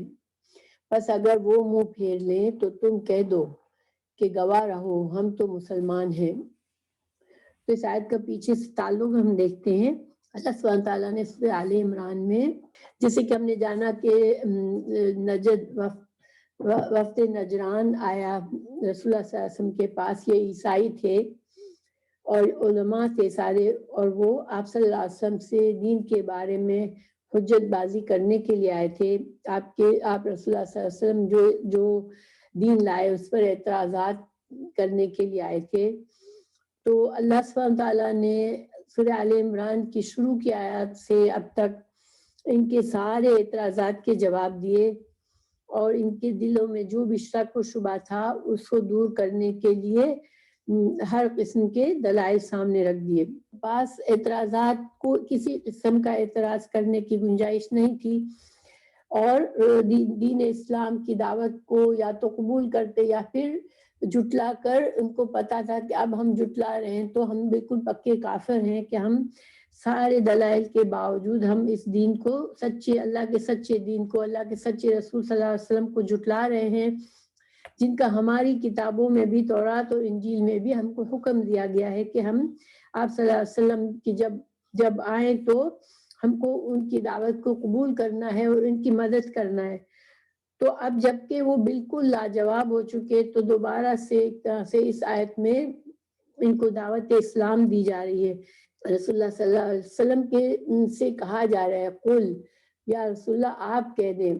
تو بہت سی آیت قرآن میں اس طرح سے شروع ہوتی ہے کہ اللہ سبحانہ تعالیٰ بجائے ڈائریکٹ حکم دینے کے کہ ایسا کرو ایسا نہ کرو، رسول اللہ صلی اللہ علیہ وسلم سے فرماتے ہیں کہ قل آپ کہہ دیجئے، پھر بات کہی جاتی ہے۔ تو جب اس طرح سے بات کی جاتی ہے تو اس میں دو باتیں ہوتی ہیں، دو باتوں کی وجہ سے اس طرح سے بات کی جاتی ہے. ایک تو یا ہم یہ سمجھ سکتے ہیں کہ اس میں دو فائدے ہوتے ہیں. ایک تو رسول اللہ صلی اللہ علیہ وسلم کی سچائی کے یہ سچے رسول ہیں اور اللہ سبحانہ تعالیٰ ہی کے احکامات وہ ہمیں بتا رہے ہیں. جو کچھ ان پر وحی آ رہی ہے، جو اللہ تعالیٰ ان کو فرما رہا ہے کہ یہ پیغام لوگوں تک پہنچاؤ، تو وہ وہی بات لوگوں تک پہنچا رہے ہیں. تو آپ صلی اللہ علیہ وسلم کی صداقت کا پتہ چلتا ہے. اور دوسرے یہ پتہ چلتا ہے کہ جو پیغام دیا جا رہا ہے یہ اب اللہ کی طرف سے کوئی اہم پیغام ہے. یہ بڑی بات ہے جس کو لوگوں کو متوجہ کر کے اب سامنے کہی جاتی ہے کہ آپ کے رسول صلی اللہ علیہ وسلم کو یہ حکم اللہ کی طرف سے آ رہا ہے تو تم اس کو مانو. اب اس آیت میں کیا بتایا گیا، اللہ سبحانہ تعالیٰ نے اس بات میں کیا حکم دیا، تو ہم اس کو دیکھتے ہیں.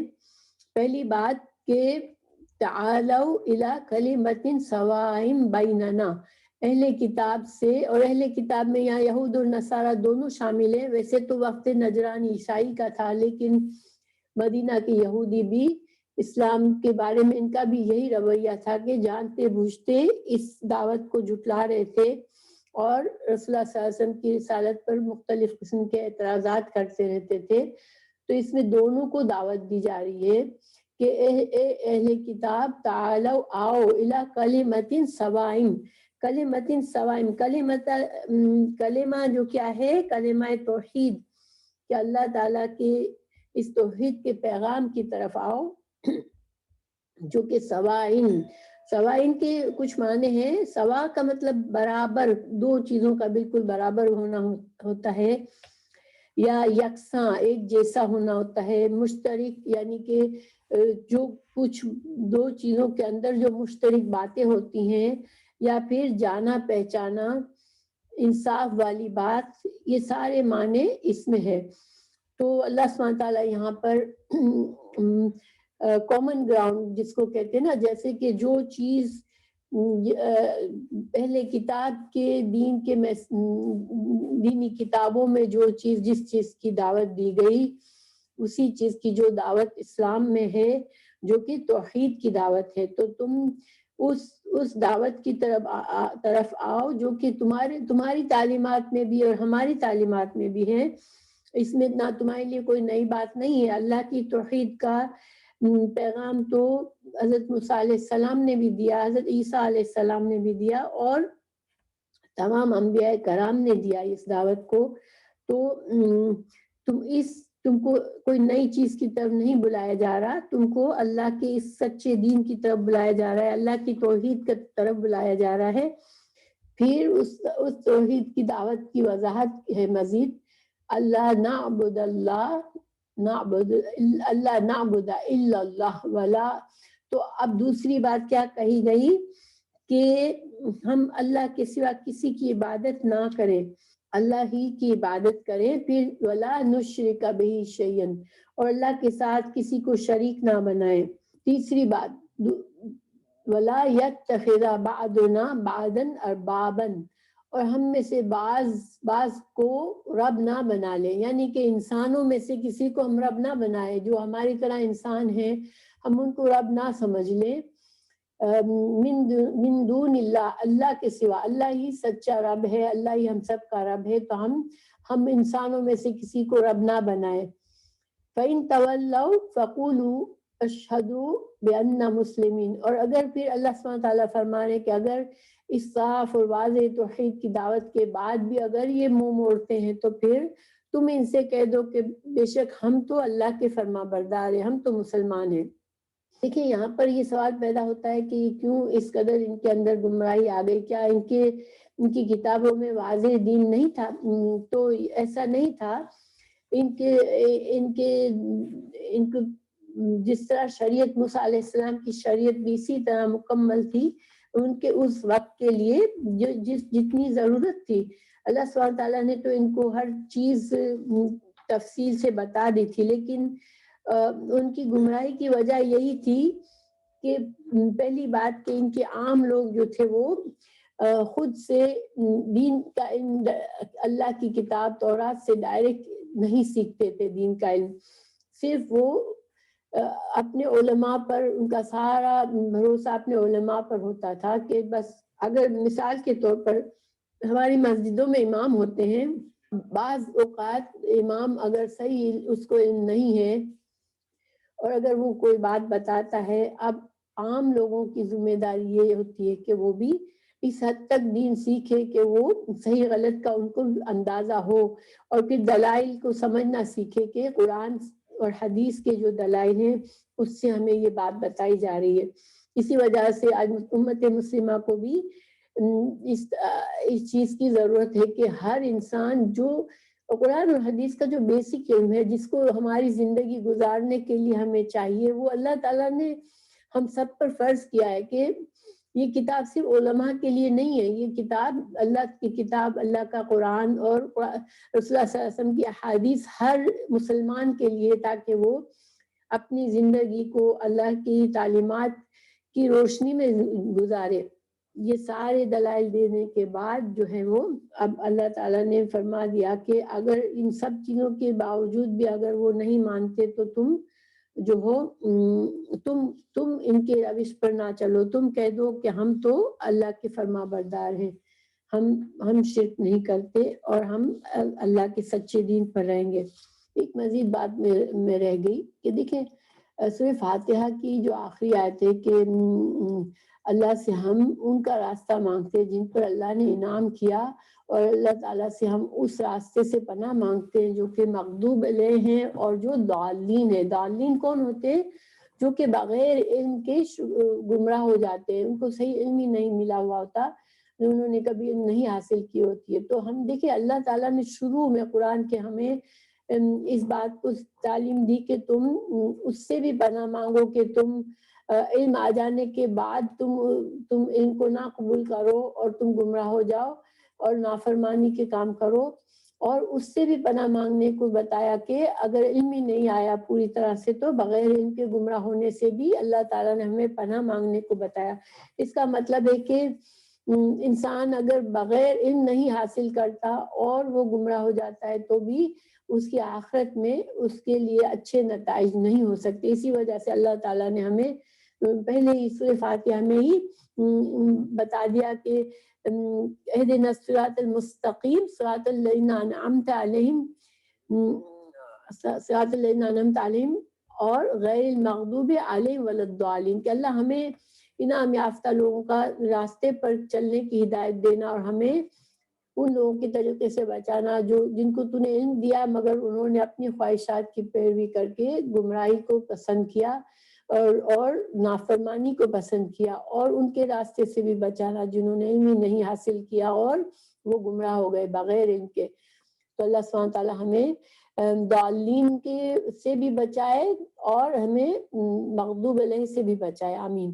یا اہل الکتاب لما تحاجون فی ابراہیم وما انزلت التوراۃ والانجیل انزلت التوراۃ والانجیل الا من بعدہ افلا تعقلون۔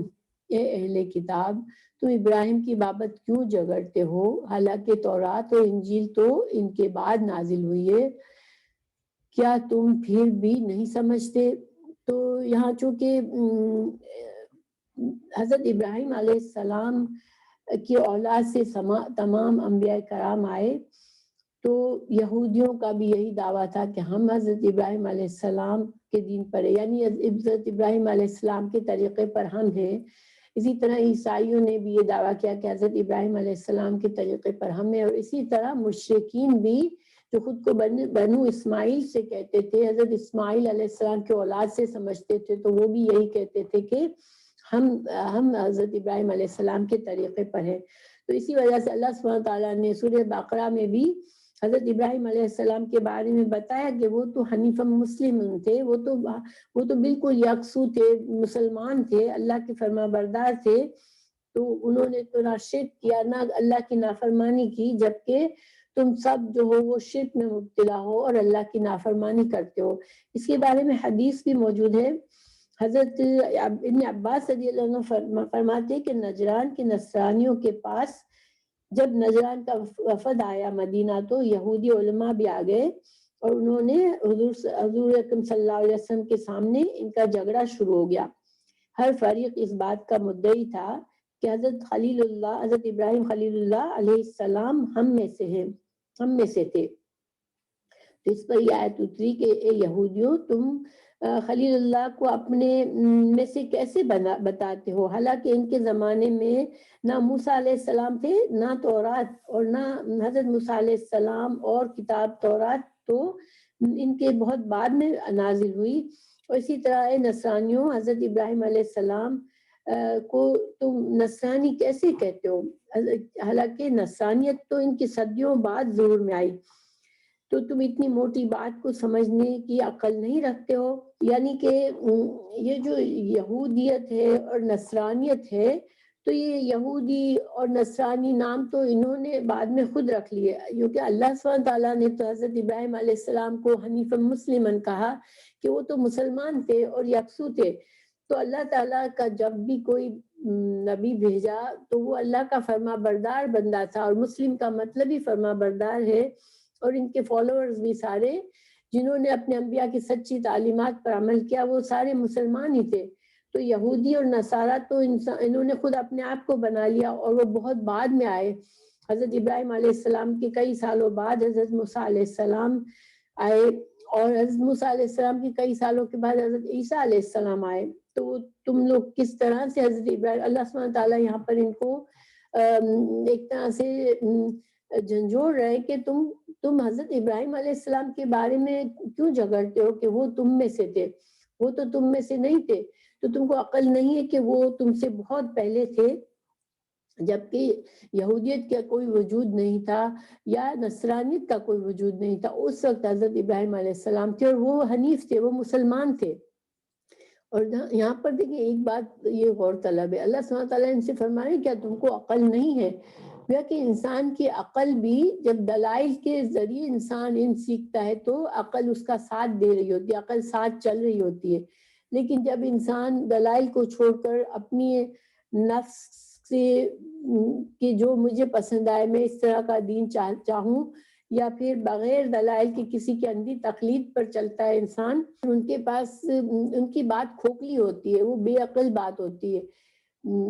اگر اس پر انسان خود بھی غور کرے تو اس کی بات میں کوئی عقل مندی نظر نہیں آتی. تو اللہ سبحانہ تعالیٰ ان کو یہی کہہ رہے کہ تم اپنے اس حسد میں اور اپنے اس ضد میں اور جلن میں کہ ہم رسول اللہ صلی اللہ علیہ وسلم کو ہم کو نہیں ماننا، اور تم حق کو جھٹلانے میں تم اتنے زیادہ اس میں تم ڈوب گئے ہو کہ تم اتنی بے عقلی کی باتیں کر رہے ہو کہ تم نے سوچنا سمجھنا ہی چھوڑ دیا ہے کہ حضرت ابراہیم علیہ السلام کو تم اپنے دین پر سمجھتے ہو، جبکہ تمہارا دین اس وقت ایگزسٹ ہی نہیں کرتا تھا، نہ یہودیت تھی نہ نصرانیت تھی. اللہ تعالیٰ فرما رہے ہاں تم هؤلاء حاججتم فيما لكم به علم فلم تحاجون فيما ليس لكم به علم والله يعلم وأنتم لا تعلمون.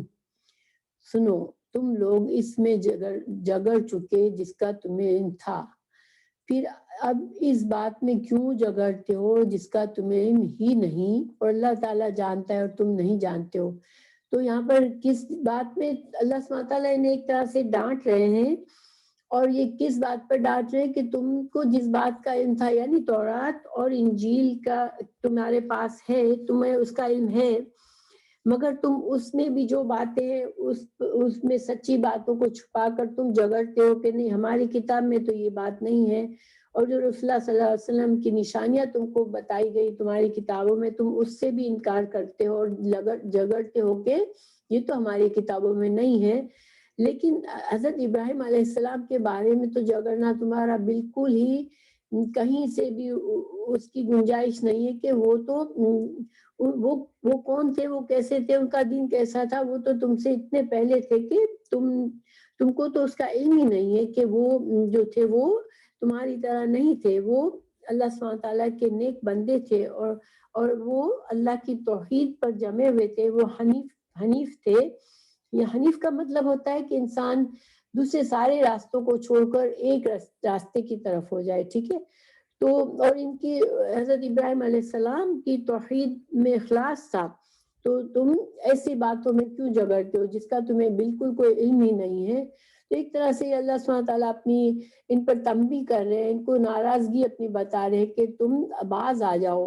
اتنا دیکھیے بعض اوقات انسان بگڑ جاتا ہے، اتنا بگڑ جاتا ہے کہ وہ جھوٹی بات پر بھی جھگڑتا ہے اور وہ اپنا حق سمجھ کر جھگڑتا ہے. لیکن ان کی یہ نہیں سوچتے کہ یہ ہم کس سے جھگڑ رہے ہیں. ہم اللہ سبحانہ تعالیٰ سے جھگڑ رہے ہیں، اللہ کی کتاب سے، اللہ کے رسول سے جھگڑ رہے ہیں. تو یہ کس حد تک ان کی نادانی اور بے عقلی تھی. جب اسلام نہیں آیا تھا، جب تک کہ اپنے آپ کو بہت بڑا سمجھتے تھے، کیونکہ جو لوگ بت پرست ہوتے تھے، جن کے پاس کوئی اللہ کی کتاب نہیں تھی، وہ ان کی عزت کرتے تھے کہ یہ لوگ بڑے پڑھے لکھے ہیں، بڑے اللہ کی کتابیں ہیں ان کے پاس. تو یہ ایک طرح سے عزت رکھتے تھے، دیندار ہونے کی عزت تھی ان کی، اور ایک بڑا پن تھا ان کے اندر. تو سب سے بڑا جو ان کا نقصان جو ان کو نظر آ رہا تھا وہ یہی تھا کہ ہماری بڑائی جا رہی ہے. اللہ سبحانہ تعالیٰ نے مزید وضاحت کی کہ ما كان ابراہیم یہودیا ولا نصرانیا ولکن کان حنیفا مسلما وما كان من المشرکین. کہ یہ ابراہیم علیہ السلام تو نہ یہودی تھے نہ نصرانی تھے، بلکہ وہ تو یک طرفہ خالص مسلمان تھے اور وہ مشرک بھی نہ تھے. تو اسی طرح سورہ بقرہ میں بھی وقالوا كونوا هودا او نصارى تهتدوا، کہ یہودی اور نصارہ نے مسلمانوں سے کہا کہ تم یہودی بن جاؤ یا عیسائی بن جاؤ تو تم ہدایت پا جاؤ گے، تم آخرت میں کامیاب ہو جاؤ گے. تو اللہ تعالیٰ نے وہاں بھی یہی جواب دیا تھا جب انہوں نے کہا کون ہودن او نصارى تهتدوا. تو اللہ سبحانہ تعالیٰ نے فرمایا تھا کہ بل ملت ابراہیم حنیفا مسلما وما كان من المشرکین.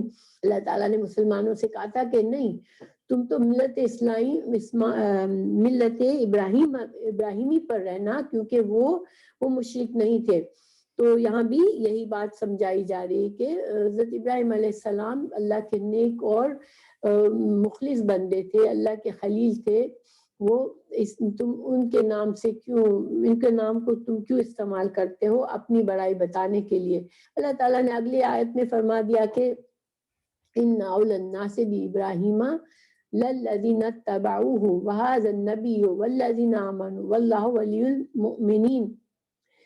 کہ سب لوگوں سے زیادہ ابراہیم علیہ السلام کے نزدیک تر وہ لوگ ہیں جنہوں نے ان کا کہا مانا، اور یہ نبی اور جو لوگ ایمان لائے. مومنوں کا ولی سہارا اور سہارا اللہ ہی ہے. تو دیکھیے اللہ سبحانہ تعالیٰ نے یہ واضح فرما دیا کہ اصل میں اگر تم کسی سے اپنی نسبت کرنا چاہتے ہو تو تم ان کی پیروی کرو، ان کے طریقے کو سمجھو، اس کے طریقے کو اپناؤ. اللہ تعالیٰ ہمیں معیار بتا رہے ہیں کہ اچھا تمہیں اگر تم واقعی میں ان سے محبت کرتے ہو، ان کے طریقے کو صحیح سمجھتے ہو، اپنے آپ کو ان کے طریقے پر سمجھتے ہو، تو تم پھر ان کے صحیح طریقے پر چلو. پھر اللہ سبحانہ تعالیٰ نے یہاں بتا دیا کہ یہ رسول صلی اللہ علیہ وسلم جو ہے یہ مسلمان حنیف صحیح طریقے پر ہے، وہ توحید کے اسی طریقے پر ہے جس پر حضرت ابراہیم علیہ السلام تھے.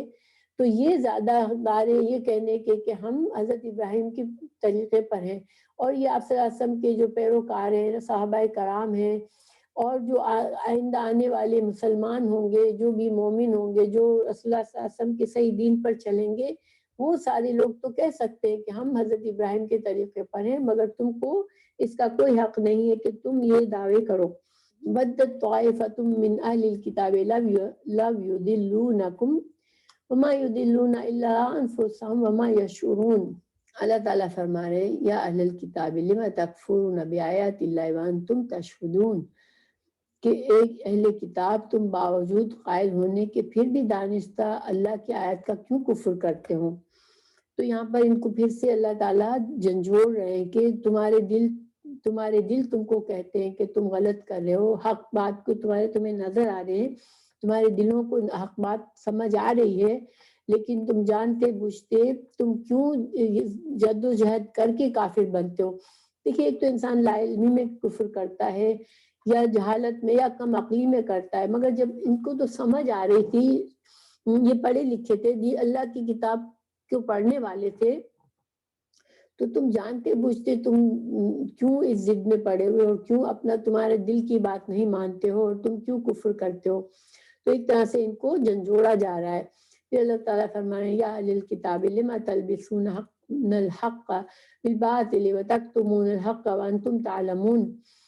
اے اہل کتاب باوجود جاننے کے حق اور باطل کو کیوں خلط ملط کر رہے ہو اور کیوں حق کو چھپا رہے ہو. دیکھیں یہ ان کا جرم پہلے بھی بتایا جا رہا ہے کہ ان کے یہاں پر ان کے دو جرائم بتائے جا رہے ہیں کہ ایک تو یہ حق کو چھپاتے تھے اور دوسرا حق اور باطل کو خلط ملط کرتے تھے. یہ بات سورہ بقرہ میں بھی ان سے کہی گئی. تو حق اور باطل کو کس طرح سے خلط ملط کرتے تھے کہ وہ جو بات ان کی کتابوں میں ہوتی تھی تو اس کو وہ اس میں سے جو بات وہ بتانا چاہتے تھے وہ بتاتے تھے, جس کو وہ بگاڑنا چاہتے تھے بگاڑتے تھے. اور پھر حق سچی بات کیا ہے جھوٹی بات کیا ہے وہ خود بھی اس میں الجھ جاتے تھے. حق اور سچ اور جھوٹ کو ملا کر وہ ایک طرح سے خود بھی گمراہ ہوتے تھے اور وہ دوسروں کو بھی دوسروں کے دلوں میں بھی شک و شبہات پیدا کرنے کی کوشش کرتے تھے. پھر دوسرا ان کا جرم یہ تھا کہ وہ حق کو چھپاتے تھے. تو حق کو کس طرح چھپاتے تھے کہ رسول اللہ صلی اللہ علیہ وسلم کے جو اوصاف تورات میں تھے اور جو انجیل میں تھے تو وہ واضح تھے, وہ پہچان گئے تھے. اللہ تعالیٰ نے ایک جگہ بتایا کہ یہ آپ صلی اللہ علیہ وسلم کو اس طرح پہچان گئے ہیں جیسے انسان اپنے بیٹے کو, ایک آدمی اپنے بیٹے کو پہچان لیتا ہے. ظاہر اپنی اولاد کو پہچاننے میں انسان کو اگر مجموعے میں اس کے بچہ ہے تب بھی وہ اس کو پہچان لے گا. تو اللہ تعالیٰ فرمانے کہ یہ جاننے پہچاننے کے باوجود ساری نشانیوں کو دیکھنے, ان کی کتابوں میں ساری نشانیوں کی موجودگی میں بھی یہ ان کو ان نشانیوں کو چھپا رہے اور کہتے ہیں کہ نہیں ہماری کتابوں میں تو ایسی بات نہیں ہے. تو اللہ تعالیٰ یہاں پر ان کو ان دونوں باتوں پر ان کو ڈانٹا جا رہا ہے. پھر اللہ تعالیٰ فرما رہا ہے کہ وقالت طائفة من اہل الکتاب آمنوا بالذی انزل علی الذین آمنوا وجہ النہار واکفروا آخرہ لعلہم یرجعون. یہ ان کی ایک اور چال تھی کہ وہ کیا کہتے تھے ایک دوسرے سے کہ تم ایسا کرو کہ ان نئے مسلمانوں کو کنفیوز کرنے کے لیے تم بھی مسلمان ہو جاؤ. صبح کے وقت تم کہو ان سے کہ ہم مسلمان ہو گئے ہیں, ان کے ساتھ نماز بھی پڑھو جا کے. پھر شام ہو تو تم کہہ دو نہیں نہیں یہ صحیح دین نہیں ہے, مجھے تو اس میں یہ خرابی نظر آئی, اس میں یہ بات صحیح نہیں ہے, یہ بات صحیح نہیں ہے اور میں تو اس دین کو چھوڑ رہا ہوں. تو اس طرح سے وہ چاہتے تھے کہ شاید ان کے دیکھا دیکھی اور مسلمان جو مخلص مسلمان ہوئے ہیں تو شاید وہ بھی اسلام کو چھوڑ کر ان کی طرف ہو جائے. اور پھر دوسرا یہ کہ وہ دوسری بات کیا کہتے تھے وَلَا تُؤْمِنُوا إِلَّا لِمَنْ تَبِعَ دِينَكُمْ قُلْ إِنَّ الْهُدَى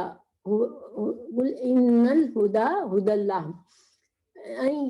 أَنْ يُؤْتَى أَحَدٌ مِثْلَ مَا أُوتِيتُمْ أَوْ يُحَاجُّوكُمْ عِنْدَ رَبِّكُمْ وَإِنَّ الْفَضْلَ بِيَدِ اللَّهِ يُؤْتِيهِ مَنْ يَشَاءُ وَاللَّهُ وَاسِعٌ عَلِيمٌ.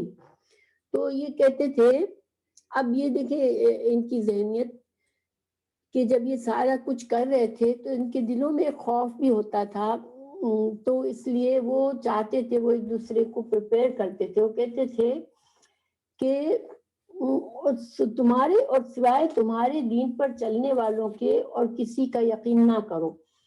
آپ کہہ دیجئے کہ بے شک ہدایت تو اللہ ہی کی ہدایت ہے. اور یہ بھی کہتے تھے اس بات کا بھی یقین نہ کرو کہ کوئی اس جیسا دیا جائے جیسا تم دیے گئے ہو, یا یہ کہ یہ تم سے تمہارے رب کے پاس جھگڑا کریں گے. آپ کہہ دیجئے کہ فضل تو اللہ تعالیٰ ہی کے ہاتھ میں ہے, وہ جسے چاہے اسے دے, اللہ تعالیٰ وسعت والا اور جاننے والا ہے.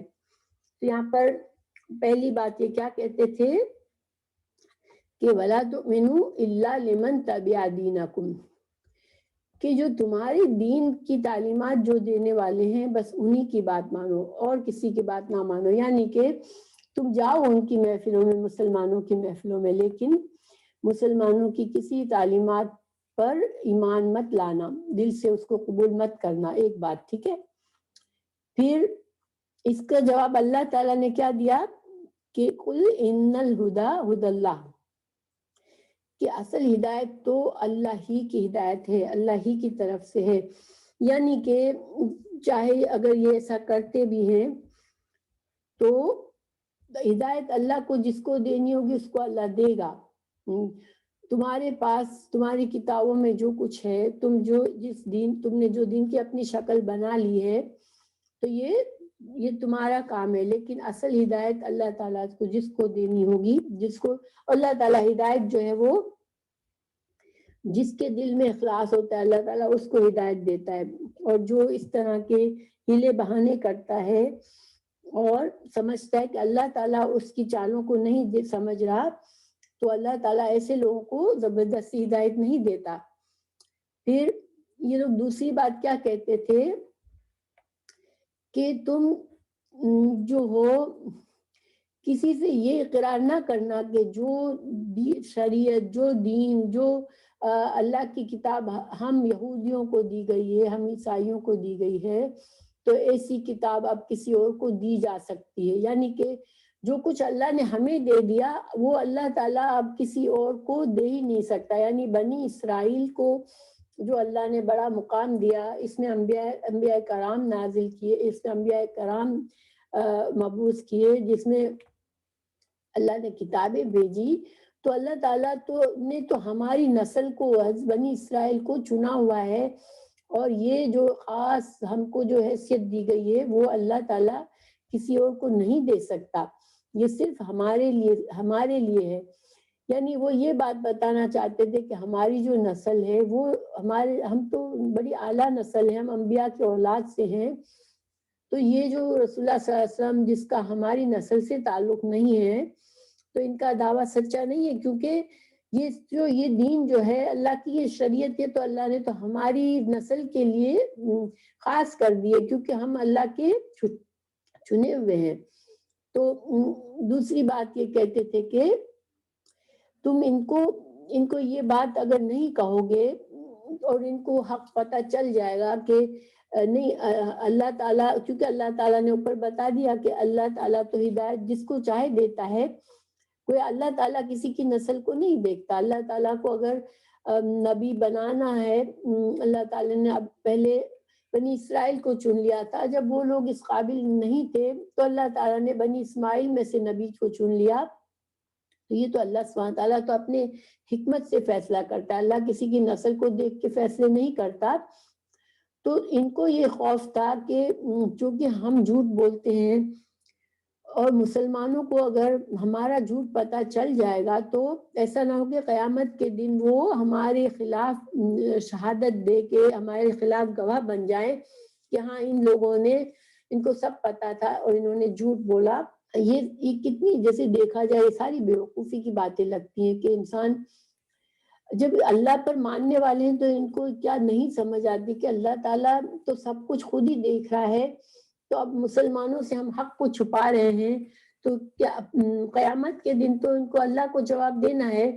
تو مسلمان اگر سپوز مسلمانوں میں سے کسی نے ان کی بات سمجھ بھی لی، ان کی بات کو سچ بھی مان لیا، تو کیا فرق پڑتا ہے، اللہ تعالیٰ کو ان کے سارے جرائم تو معلوم ہے، لیکن وہ اس طرح سے ایک دوسرے کو ہمت بڑھاتے تھے کہ دیکھو تم کسی طرح سے غلطی سے بھی یہ اس چیز کو حق نہ کہہ دینا جو رسول اللہ صلی اللہ علیہ وسلم کے پاس آئی ہے، بلکہ تم یہی کہنا لوگوں سے کہ یہ جو فضیلت ہے وہ تو اللہ تعالیٰ نے ہماری نسل کے لیے مخصوص رکھی ہے، یہ کسی اور کو نہیں مل سکتی، ورنہ پھر یہ لوگ قیامت میں تمہارے خلاف ہی دلیل کہیں نہ پیش کر دے۔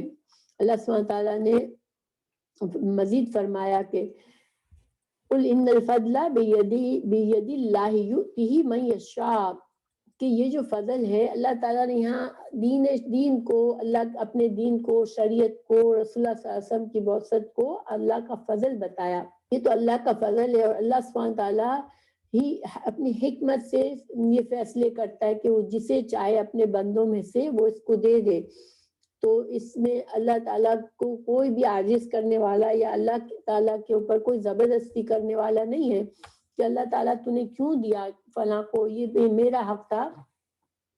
کیونکہ سورہ بقرہ میں بھی اللہ تعالیٰ نے واضح کر دیا کہ یہ بغض اس لیے کرتے ہیں کہ یہ کہتے ہیں کہ اللہ تعالیٰ نے اپنا فضل کیوں کسی اور کو اپنی مرضی سے دے دیا. یعنی کہ یہ اس حد تک اپنے آپ کو بڑا سمجھتے تھے، اپنے آپ کو مخصوص قوم سمجھتے تھے کہ یہ ہمارا حق تھا، نبوت ہمارا حق تھا. اللہ تعالیٰ نے یہ اٹھا کے یہ امی نبی صلی اللہ علیہ وسلم کو کیوں دے دیا.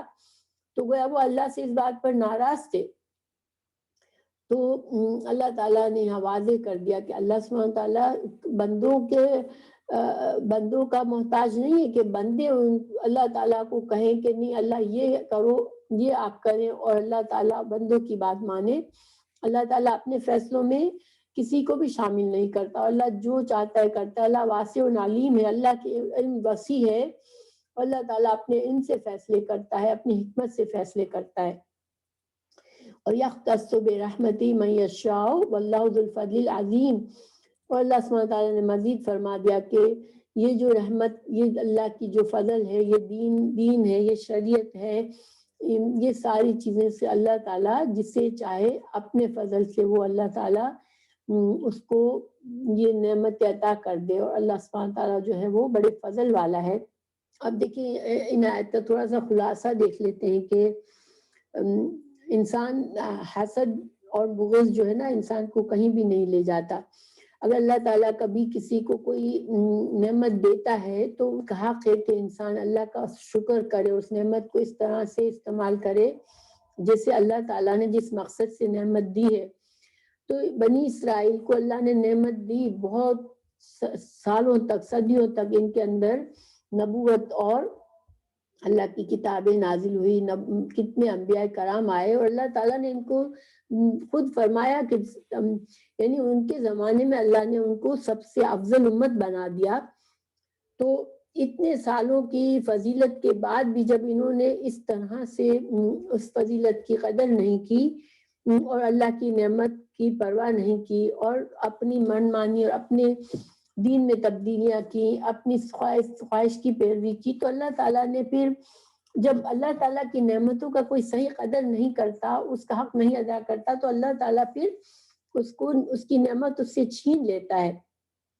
اب پھر چاہے وہ ایک چھوٹے بچے کی طرح ضد کرے اللہ تعالیٰ سے کہ اللہ نے ایسا کیوں کر دیا، ناراض ہو، حسد کرے، ناراضگی کرے، اللہ کی نافرمانی اور سرکشی کرے، تو ان سب چیزوں سے اللہ تو بے نیاز ہے، اللہ کے اوپر کوئی دباؤ نہیں ڈال سکتا. اللہ سبحانہ تعالیٰ جو ہے وہ اپنے ان فیصلوں میں کسی کو شریک نہیں کرتا. اور دوسری بات یہاں پر یہ سوچنے کی بات ہے کہ اب امت مسلمہ کو اللہ نے یہ عظیم رتبہ دیا ہے، اللہ نے امت وسط بنایا ہے، اس کو اللہ تعالیٰ نے چن لیا ہے، تو ہم کو بھی اس نعمت کی صحیح قدر کرنی چاہیے.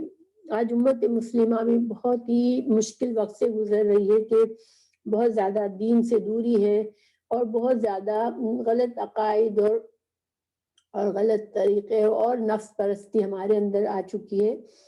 لیکن الحمدللہ بہت سے نیک بندے ہیں دنیا میں ابھی بھی اللہ تعالیٰ کے دین کے اخلاص کے ساتھ اس پر چل رہے ہیں اور اس اخلاص کے ساتھ اس دین کی خدمت کر رہے ہیں. اللہ تعالیٰ اور برکت دے ایسے لوگوں میں. لیکن دیکھیے اگر کوئی بھی انسان انڈیویجولی یا جماعت کی کوئی جماعت اگر اللہ کی ناشکری کرتی، اللہ کی نعمتوں کی قدر نہیں کرتی، تو پھر وہ نعمتیں چھین جاتی ہے اس سے، کیونکہ اللہ تعالیٰ محتاج نہیں ہے. اللہ نے قرآن میں بتا دیا کہ اگر تم اس دین کا کام نہیں کرو گے تو اللہ اور بندے لے آئے گا، تم اگر فرما برداری نہیں کرو گے تو اللہ اور بندے لے آئے گا جو فرما بردار بھی ہوں گے اور جو اللہ کے دین سے محبت کرنے والے ہوں گے اور اللہ کی فرما برداری کرنے والے ہوں گے. تو اس لیے ہمارے لیے سبق یہ ہے کہ ہمیں یہ نہیں سوچنا کہ دیکھو کیسے لوگ تھے، کیا بری حرکتیں کی. ہمیں یہ سوچنا ہے کہ ہمیں ان کے طرح نہیں بننا ہے. اسی لیے اللہ تعالیٰ ہمیں یہ ساری باتیں بتاتے ہیں کہ ہم اپنی اصلاح کر لیں اور ہم بنی اسرائیل کی طرح سے اپنے اس عظیم نعمت جو ہمیں دین کی نعمت ملی ہے، ہمیں رسول اللہ صلی اللہ علیہ وسلم کی امت سے بنایا گیا ہے اور ہماری امت کو افضل امت بنایا ہے. قیامت کے لیے ہمارے لیے آخرت کے لیے بڑی خوشخبریاں ہیں کہ ہماری امت سب سے آگے سب سے زیادہ تعداد میں ہوگی. تو ہمیں یہ ساری نعمتوں کی قدر کرنی ہے انشاءاللہ. اور اس کی قدر کا یہی سب سے بہترین طریقہ ہے کہ اخلاص کے ساتھ صحیح سچا دین سیکھیں، دلائل کے ساتھ دین کو سیکھیں، اندھی تقلید سے بچیں، بدعات سے بچیں، اور حسد اور بغض جیسی چیزیں ہمارے دل میں نہ آنے دے. جب انسان خود عمل نہیں کرتا تو پھر ایسی منفی جذبات اس کے اندر آتے ہیں کہ خود کچھ کرنا بھی نہیں ہے اور کوئی دوسرا کرتا ہے تو اس کو آگے بڑھنے دینا بھی نہیں ہے. تو ہمارے اندر حسد بغض نہ آئے انشاءاللہ، اور ہم اللہ کی فرما بردار بن جائیں اور اس نعمت کی قدر کریں انشاءاللہ. تو یہی ہمارے لیے اس میں سبق ہے.